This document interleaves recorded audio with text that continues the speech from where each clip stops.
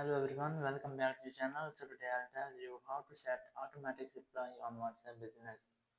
For this, you just have to open your WhatsApp Business app. Just open it and then tap on Tools. And here just scroll down and look for Await Messages. Here's that, just tap on it. And here you just have to enable the setting. Just tap on it and then tap on the edit option.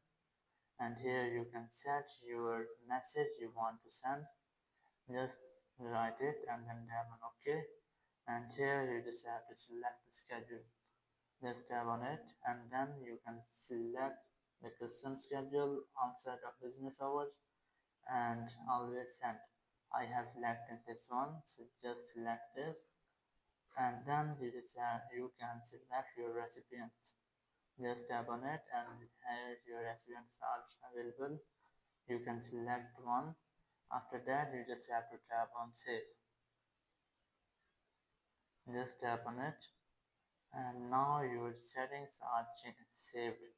Now you can send the away message to everyone that messaged you. Thank you very much for watching the video. Until next video, bye bye.